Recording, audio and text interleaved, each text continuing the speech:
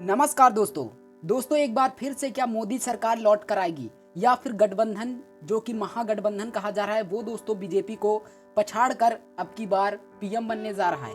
दोस्तों आज के इस वीडियो में बात करने वाले हैं लोकसभा का छठा चरण चल रहा है और उसी के बीच में एक सर्वे आया है जो दोस्तों पूर्णतः बता रहा है कि गठबंधन की सरकार इस बार बनने वाली है। और ये कोई ये फालतू का सर्वे नहीं है दोस्तों, जमीनी आंकड़ा है और बहुत सारी पॉलिटिकल्स जो कि न्यूज चैनल है उन्हीं के द्वारा ये बताया गया है। उसी के अकॉर्डिंग दोस्तों आज के इस वीडियो में बताने वाले हैं कि आखिरकार किस पार्टी को कितनी सीटें मिल रही हैं और कौन से राज्य में कितनी पार्टी जीत रही हैं दोस्तों सीटें। चलिए दोस्तों बिना वीडियो को देर करते हुए स्टार्ट कर देते हैं और हर एक राज्य की आपको बताते हैं जो कि सर्वे सामने आया है। और इस सर्वे में गठबंधन की जो सरकार है मतलब इंडिया गठबंधन है वो दोस्तों पूर्णतः जीत पा रही है।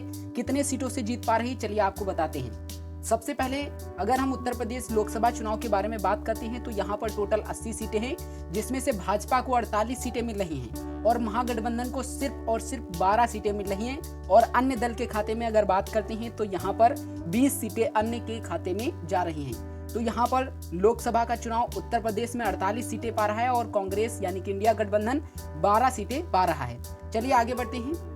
और अगर हम बात करते हैं महाराष्ट्र की तो यहाँ पर टोटल ऑफ 48 सीटें हैं जिसमें से भाजपा को 23 सीटें मिल रही हैं, महागठबंधन को 20 सीटें मिल रही हैं, अन्य दल को 5 सीटें मिल रही हैं। अगर हम टोटल बात करते हैं तो यहाँ पर 71 सीटें भाजपा की हैं, 32 सीटें इंडिया गठबंधन की हैं, 25 सीटें अन्य की हैं और टोटल 128 सीटों का ये अभी तक बताया गया है। आगे बढ़ते हैं और अन्य स्टेट की जो कि आंध्र प्रदेश के यहाँ पर लोकसभा सीटें 25 हैं जिसमें से 0 भाजपा को मिल रही हैं और महागठबंधन को 4 मिल रही हैं। अन्य को यहाँ पर 21 सीटें दिखाई पड़ रही हैं कि 21 सीटें उनको मिल सकती हैं। 153 लोकसभा सीटों का ये नतीजा है। आगे बढ़ते हैं तमिलनाडु के बारे में बात करते हैं तो यहाँ पर 39 सीटें हैं जिसमें से भाजपा को सिर्फ 5 सीटें मिल रही हैं। अगर महागठबंधन के बारे में बात करते हैं तो 31 सीटें यहाँ पर इनको मिल रही हैं, अन्य दल के खाते में 3 सीटें आ रही हैं। आगे बात करते हैं।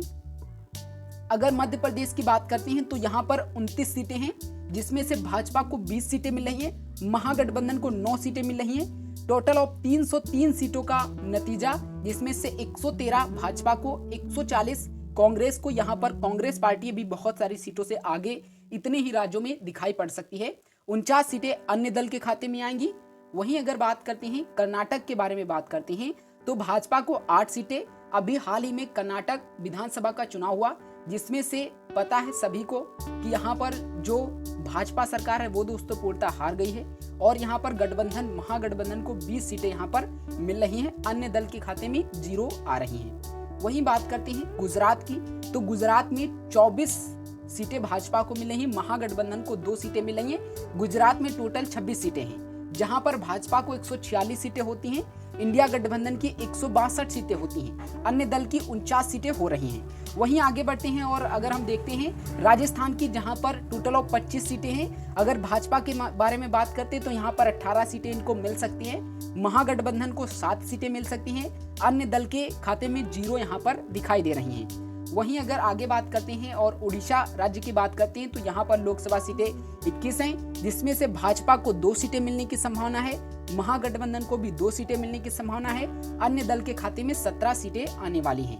403 सीटों का अभी तक एनालिसिस हुआ जिसमें से 166 बीजेपी को मिल रही हैं, इंडिया गठबंधन को 171 मिल रही हैं, अन्य दल के खाते में 66 जा रही हैं। वहीं आगे बात करते हैं केरल राज्य की बात करते हैं तो केरल में 20 सीटें हैं जिसमें से भाजपा को 0 सीटें मिल रही हैं, महागठबंधन को 2 सीटें मिल रही हैं, अन्य दल के खाते में 18 सीटें जा रही हैं। वहीं आगे बात करते हैं तेलंगाना की अगर बात करते हैं तो यहाँ पर टोटल ऑफ 17 सीटें हैं जिसमें से भाजपा को 3 मिल रही हैं, महागठबंधन को 9 मिल रही हैं, अन्य दल के खाते में 5 सीटें जाती हुई दिखाई दे रही हैं। वहीं अगर असम के बारे में बात करते हैं तो यहाँ पर 14 सीटें हैं जिसमें से भाजपा को 10 सीटें मिल रही हैं, महागठबंधन को 4 सीटें मिल रही हैं, अन्य दल के खाते में 0 यहाँ पर आ रही हैं। 454 सीटों का एनालिसिस जिसमें से 179 सीटें भाजपा को, 186 इंडिया गठबंधन को और 89 अन्य दल के खाते में। वहीं आगे बढ़ते हैं और अगर हम झारखंड के बारे में बात करते हैं तो यहाँ पर 14 सीटें हैं जिसमें से भाजपा को 4, महागठबंधन को 10 सीटें मिलने की पूरी संभावना दिखाई दे रही है। वहीं अगर बात करते हैं पंजाब सरकार की तो पंजाब में भाजपा को 0 मिली हैं, 13 सीटें यहाँ पर हैं और महागठबंधन को 13 में से 13 सीटें मिलती हुई दिखाई दे रही हैं। अन्य दल के खाते में 0 सीटें आ रही हैं। वहीं छत्तीसगढ़ के बारे में बात करते हैं तो 11 लोकसभा सीटें हैं, जिसमें 7 भाजपा को, 4 महागठबंधन को, अन्य दल के खाते में 0। और यहाँ पर 492 सीटों का एनालिसिस है, जिसमें से 190 भाजपा, 213 कांग्रेस को मिलती हुई नजर आ रही हैं। आगे बढ़ते हैं। अगर हम हरियाणा की बात करते हैं तो 10 लोकसभा सीटें हैं, जिसमें से भाजपा को 7, महागठबंधन को 3, अन्य दल के खाते में 0 आ रही हैं। वहीं आगे बढ़ते हैं। दिल्ली के बारे में बात करते हैं तो दिल्ली में 7 लोकसभा सीटें हैं, जिसमें से भाजपा को 2 ही दिखाई पड़ रही हैं। लेकिन अरविंद केजरीवाल जी का कहना है कि अब की बार दिल्ली की जो 7 में से 7 सीटें हैं वो महागठबंधन को मिलने वाली हैं। ये नज़ारा सबसे ज्यादा दिलचस्प होगा 4 जून को, जब इसके आंकड़े आएंगे और रिजल्ट जारी होगा कि आखिरकार कौन पीएम बन रहा है। अभी तक तो ये जो सर्वे के अकॉर्डिंग बताया जा रहा है, रिजल्ट तो आपको 4 जून को ही पता चलेगा, क्योंकि जब रिजल्ट आता है तो सारे के सारे आंकड़े जो हैं वो धरे के धरे रह जाते हैं, क्योंकि कई बार ऐसा दिखाई पड़ा हुआ है। तो यहाँ पर केजरीवाल जी का कहना है कि 7 में से 7 सीटें मिलती हुई उनको नजर आ रही, लेकिन अगर सर्वे के अकॉर्डिंग देखा जाए तो भाजपा को यहाँ पर 2 सीटें दिखाई पड़ रही हैं। अगर हम जम्मू कश्मीर की बात करते हैं तो 6 लोकसभा सीटें हैं, जिसमें से भाजपा को 1, महागठबंधन को 1, अन्य दल के 4 खाते में जाती हुई दिखाई दे रही हैं। अगर हम 515 लोकसभा सीटों के बीच में एनालिसिस देखें तो यहाँ पर बीजेपी अभी 22 सीटों से पीछे चल रही है, क्योंकि 200 और 222। आगे अगर उत्तराखंड के बारे में बात करते हैं तो यहाँ पर 5 लोकसभा सीटें हैं, जिसमें से भाजपा को 5 में से 5 मिल सकती हैं, महागठबंधन को 0, अन्य दल के खाते में भी 0 दिखाई पड़ सकते हैं। आगे अगर हिमाचल प्रदेश की बात करते हैं तो 4 लोकसभा सीटें, जिसमें से भाजपा को 1, महागठबंधन को 3 सीटें दिखाई पड़ रही हैं। और हिमाचल प्रदेश में वर्तमान में आपको पता है कि कांग्रेस की सरकार है, इस वजह से यहाँ पर ये एनालिसिस पता चल रहा है। अगर अरुणाचल प्रदेश की बात करते हैं तो यहाँ पर महागठबंधन को 2 में से दोनों सीटें मिल रही हैं, 0 भाजपा, 0 अन्य दल 0। अगर गोवा के बारे में बात करते हैं तो गोवा में 2 सीटें लोकसभा की और दोनों महागठबंधन के खाते में जाती हुई दिखाई पड़ रही हैं। त्रिपुरा में 2 लोकसभा सीटें और दोनों ही महागठबंधन के खाते में दिखाई दे रही हैं। मणिपुर की दोनों की दोनों सीटें महागठबंधन को दिखाई पड़ रही हैं और जा भी सकती हैं। अगर मेघालय के बारे में बात करते हैं तो यहाँ पर 50-50% हो जाता है और भाजपा को 1 सीट और महागठबंधन को 1-1 सीट यहाँ पर देखने को मिल सकती है। अगर नागालैंड की बात करते हैं तो नागालैंड में 1 सीट है, जहाँ पर पूरी की पूरी महागठबंधन को देखने को मिल सकती है। सिक्किम के बारे में बात करते हो तो सिक्किम को भी 1 सीट महागठबंधन के नाम जाती हुई दिखाई दे रही है। मिजोरम में भी 1 सीट महागठबंधन को दिखाई दे रही है कि मिल जाएगी।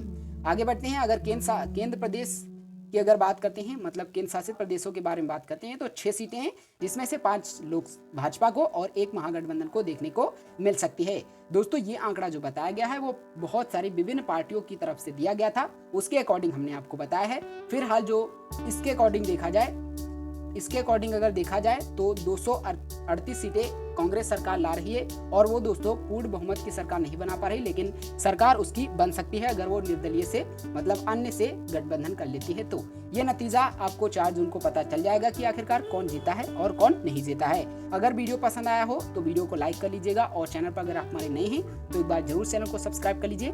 चलिए दोस्तों मिलते हैं नेक्स्ट वीडियो में, तब तक के लिए जय हिंद।